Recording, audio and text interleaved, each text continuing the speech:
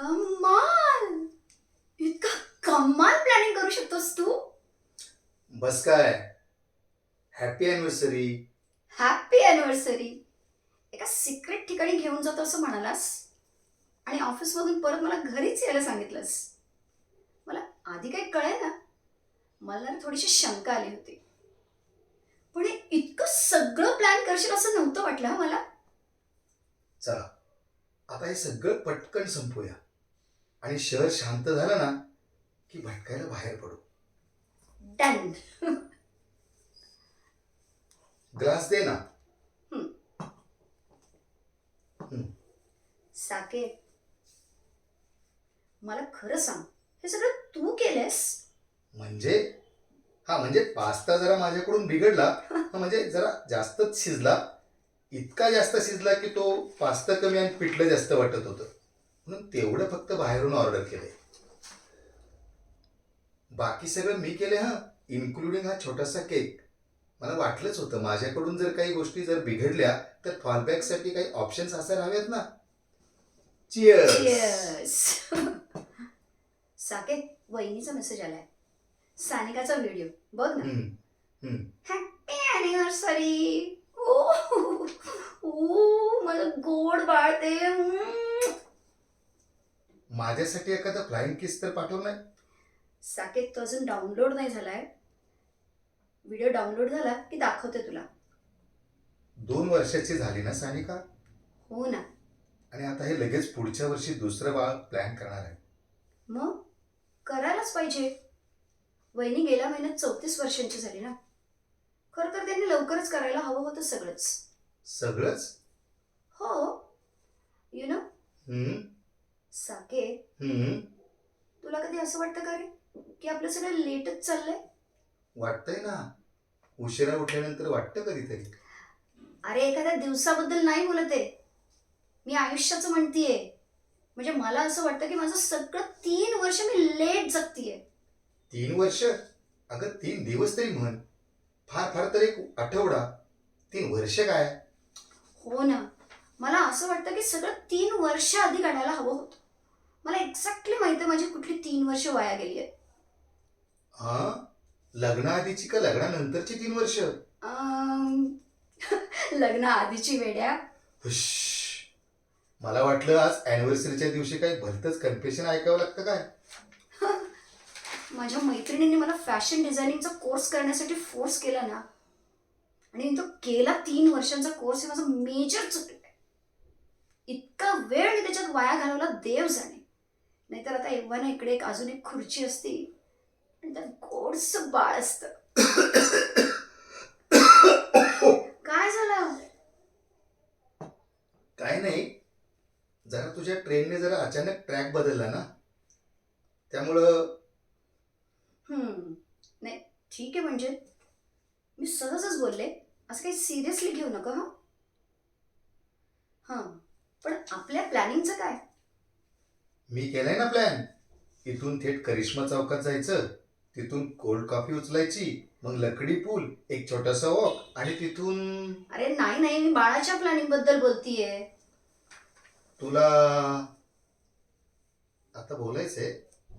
हो, मला बोलायचंय. म्हणजे सिरियसली? हां, मला सिरियसली बोलायचंय.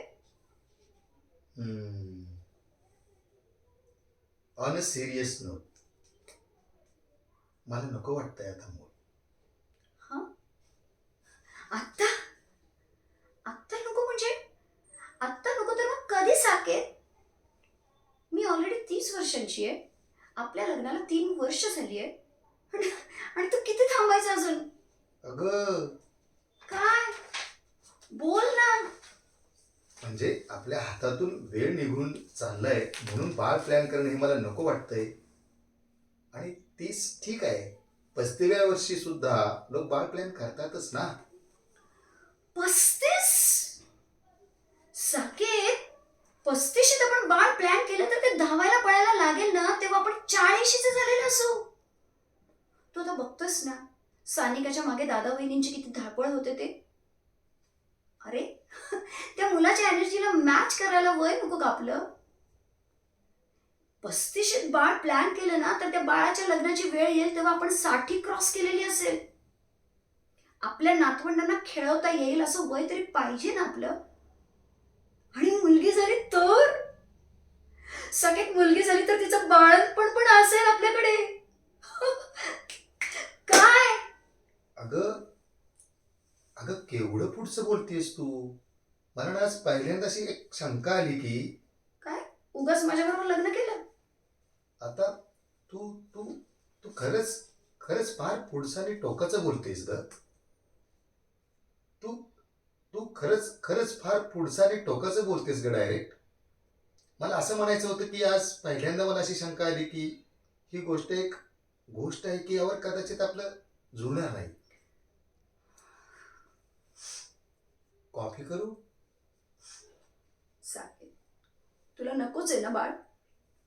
हम्म, मी कॉफी करतो ना. मग आपण बोलू ना. मग आपण साकेत बोलूया ना.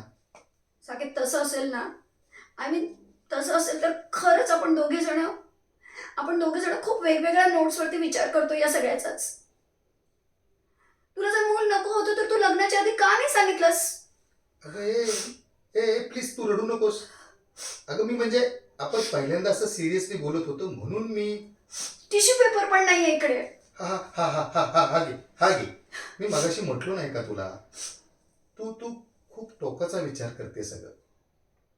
मी कॉफी करतो. मग आपण बोलूया ना. बोलूया आपण. हे बघ म्हणजे मूल नको असं असं नाही म्हणत आहे.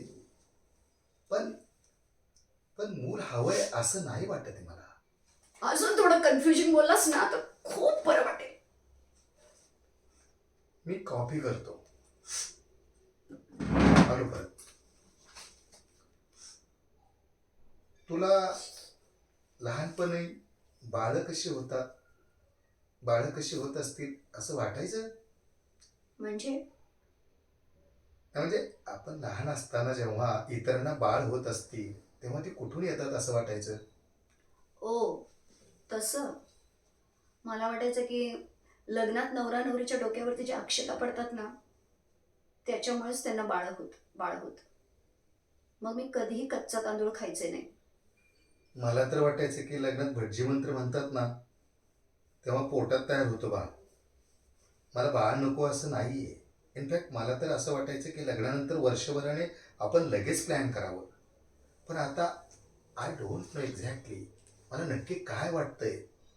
आपल्या आजूबाजूला रोज जे बघतो ना, आता दिल्लीचंच बघ ना. मेले अगं ते शहर. अरे दिल्लीचंच काय आपल्याकडे पण काय वेगळं चालू आहे. वैताग येतो. काय काढायचं म्हटलं तरी सुद्धा आठवड्यातनं आपण एकदा तरी म्हणतो की नाही की निघून जावं इथून कुठेतरी. चान्स मिळाले की लगेच आपण सुट्टी टाकतो. आणि ते ते लहान बाळांना टू व्हीलरवर घेऊन जाणारे असतात ना त्यांना बघून तर मला साष्टांग नमस्कार करावासा वाटतो. अरे काय केवढे रस्त्यावर हॉर्न वाजवतात. आणि मी आणि तुम्ही त्या छोट्याशा जीवाला घेऊन चाललाय कुठेतरी. आपण आपल्या बाळाला देण्यासारखे काय आजूबाजूला सांग ना. एखाद्या फेसबुक पोस्ट सारखा बोलतोस तू. फेसबुक पोस्ट अरे हे सगळे मुद्दे जेन्युअली त्रास देत आहेत मला. Thank God. पूर्वी जितक्या प्रॉमिनेंटली हिंदू मुस्लिम वाद व्हायचे ते आता होत नाहीत. नाही पण माझ्या व्हॉट्सअपवरती ते त्या ग्रुपचे इन्व्हिटेशन्स येतच असतात रोज. धर्माच्या आणि आडनावाच्या पलीकडे कधी विचार करणार आहोत आपण देव जाणे. 200 लाईक्स वाली फेसबुक पोस्ट, 200 लाईक्स आणि 108 comments. But on a serious note, आपण बाळ नको प्लॅन करायला. बघतो काय, खरंच बोलतेय मी. म्हणजे मला मला जे काय म्हणायचंय ना. नाही तू डिफेंड करू नकोस. इनफॅक्ट मला याचं आश्चर्य वाटतंय की मला हे सगळं आधी कसं नाही जाणवलं. फेसबुकवर नाहीये ना. मला काय जाणवलं नाही असं तुला वाटतंय? हेच दिल्ली, वाढतं प्रदूषण, ते जातीचं राजकारण, सीमेवरचा तणाव. नाही रे साकेत, मला हम्म. हे नाही जाणवलं की तू किती प्री ऑक्युपाईड आहेस. केवढा राडा चाललाय तुझ्या डोक्यात. आणि या सगळ्यांमध्ये मी तुला बाळाचं विचारणं हा माझाच मूर्खपणा आहे. आपल्या बाळाला ना तुझं हे असं वर्जन बाबा म्हणून नाही द्यायचंय मला. आपण मूल नको प्लॅन करायला. म्हणजे तुला माझे मुद्दे पटतायत?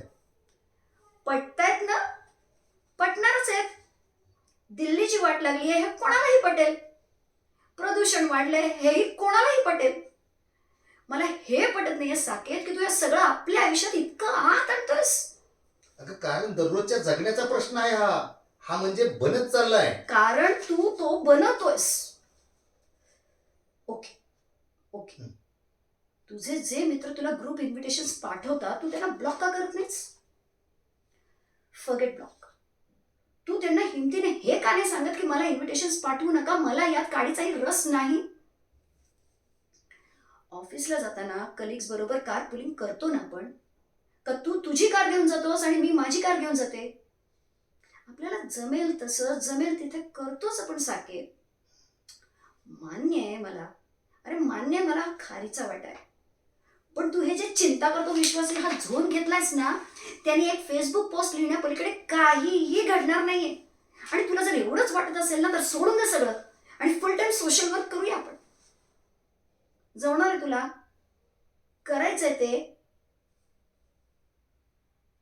आपण जन्माला आलो ते काय स्वर्गात जन्माला आलो का? पण आपण आपल्या बाळाला स्वर्ग देणार आहोत का, देऊ शकणार आहोत का की नाही, हा प्रश्न आहे. हा, आली आली पुन्हा एक फेसबुक पोस्ट. साकेत स्वर्ग वगैरे काही नाहीये साकेत, ते नाहीच आहे. आपली एक पिढी गेली, अजून एक पिढी गेली, पण त्यानंतर जे जन्माला येतील ते काय हॅप्पी आनंदी जगात जन्माला येणार आहेत का? तू हे जे काही जगाचं टेन्शन स्वतः ओढून घेतोस ना, मागून घेतोस ना रोज, ते बंद कर आधी. एनिवे, बस झोपूया आपण. हे बघ, कदाचित मला जे सांगायचं ना ते तुला मला नीट. नको नको, आता आपण नको बोलायला काही साकेत. आणखी काही बोललं तर माझं खूप डोकं दुखेल. कॉफी आणू का आणखी? नको, आपण खाली जाऊयात. मला झोप येईल असं वाटत नाही. पडलास की लागेल झोप. गादीत पडण्यापेक्षा बाहेर पडलो तर? आत्ता? तसेही बाहेर पडणारच होतो ना आपण. I know. हा पण तेव्हाचा मूड वेगळा असणार होता. चल जाऊया, मला ही झोप लागणारच नाहीये नाहीतरी. कॉफी घेऊ का थर्मासमध्ये, इन केस आपल्याला वाटलं तर? सॉरी, मी पुन्हा विषय काढतोय, पण तुला तुला का वाटतं आपण बार प्लॅन करावं?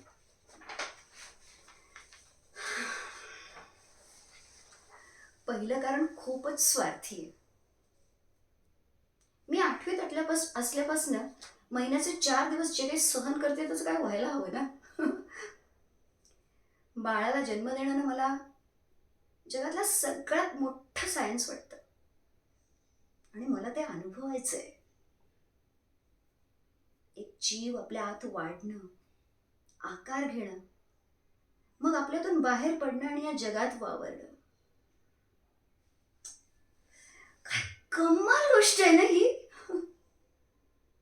मला जगायची आहे ती आनंदाने साकेत.